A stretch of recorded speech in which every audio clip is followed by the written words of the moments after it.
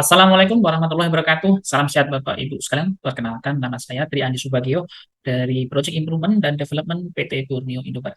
Pada kesempatan kali ini saya ingin sedikit sharing mengenai proyek saya mengenai mechanical tool sampling yang sudah terselesaikan di awal tahun 2024 yang lalu. Baik, mengenai proyek ini saya sudah sampaikan bahwa kenapa proyek ini muncul dan seterusnya ya. Ini dalam rangka untuk expand dari market kita sebenarnya.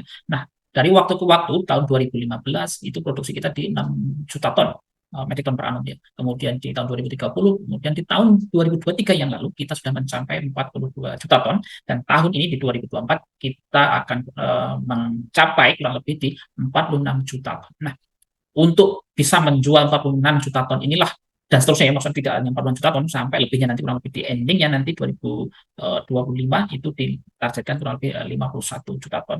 Nah, untuk bisa ke sana tentu kita harus membangun market yang happy dengan produk-produk kita, yang bangga atau yang puas dengan produk-produk dari batubara BIP gitu ya. Nah, untuk itu tentu fasilitas-fasilitas untuk membangun kepercayaan itu harus dibuat. Nah, salah satunya adalah mengenai tool sampling system ini.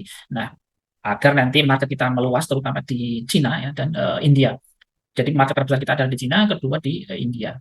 Berikutnya, objektif dari goal sampling ini adalah yang pertama itu adalah yang goal utamanya adalah membangun kepercayaan dari stakeholder utama adalah pelanggan-pelanggan kita ya. Karena apa? Dengan menjamin bahwa produk-produk kita comply dengan spesifikasi buyer, itu tentu akan membangun kepercayaan dari para buyer kita. Nah, selain itu, kita juga dengan adanya goal sampling ini kita meminimalkan gangguan operasi. Karena sebelumnya operasional kita pengambilan sampel itu adalah model stop gap. Jadi konveyor jalan, kemudian di stop diambil sampelnya orang naik ke atas. Nah, sekaligus dengan kondisi orang naik ke atas itu tentu akan mengandung risiko-risiko. Jadi ketika kita pasang tool sampling ini tentu akan mengeliminir banyak risiko safety dari orang yang mengambil sampel di atas bel gitu ya.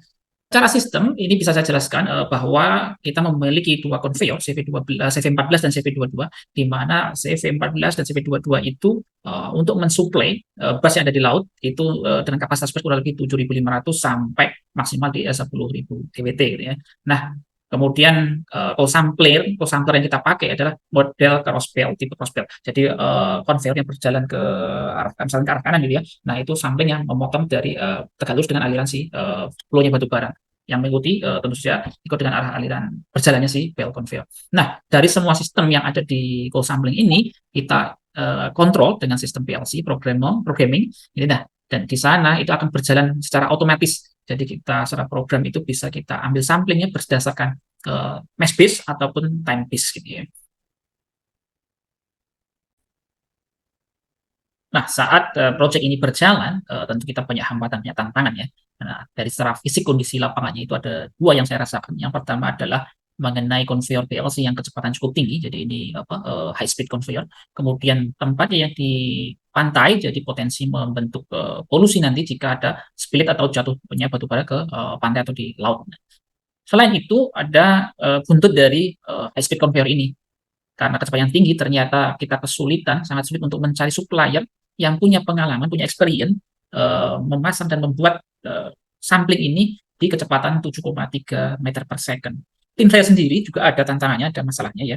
Salah satunya adalah kita belum pernah memasang conveyor, sampling di conveyor dengan kecepatan 7. Rata-rata yang pernah kita pasang adalah based on perusahaan sebelumnya, yang pernah kita beli sebelumnya itu hanya di sekitar 4,3 meter per second.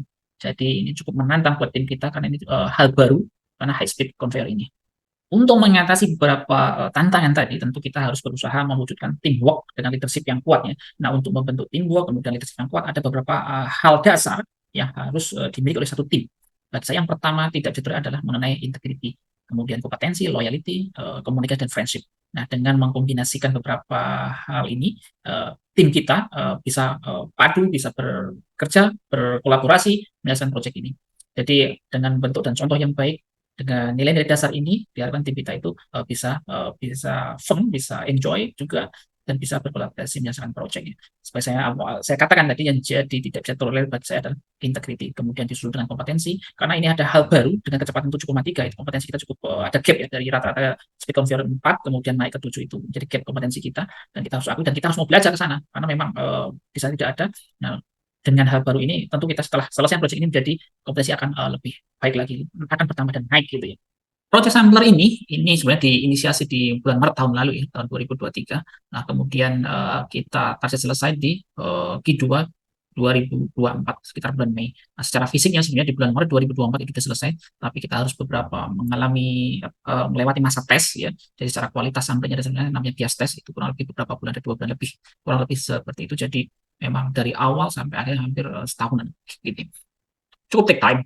Nah, setelah masa bias test selesai di bulan Mei, kita memasuki masa operasional. Nah, artinya proyek itu secara fisik, secara commissioning prosesnya sudah selesai.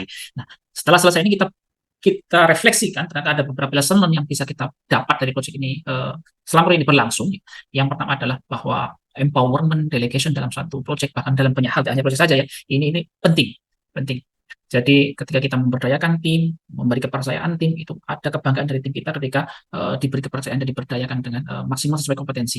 Atau bahkan ketika tim mengetahui kelemahannya, kemudian dipercaya untuk mencapai kompetensi lebih tinggi, itu akan terasa kebanggaannya. Nah, setelah penyelesaian ini, juga ketika kita mencapai satu milestone penting, recognition, achievement, itu walaupun itu hanya sekedar terima kasih katakanlah ya, itu sangat penting untuk tim kita. Itu menunjukkan bahwa kita empati, kita memperhatikan dan sebagainya. Nah, dalam hal mengkolaborasikan tim ini perjalanannya itu komunikasi yang efektif untuk membentuk bonding ikatan antara anggota itu sangat penting. Baik itu dengan internal kita tim sendiri ya dengan ataupun dengan vendor atau kontraktor itu sangat penting. Sebagaimana berjalan proyek ini karena ini dari manufaktur dari India, kita ada sedikit lag dalam kemampuan bahasa Inggris kita. Ya, jadi alhamdulillah jadi pelajaran penting mudah-mudahan nanti memotivasi buat anggota tim saya agar lebih banyak belajar untuk meningkatkan kemampuan dan komunikasi bahasa Inggrisnya.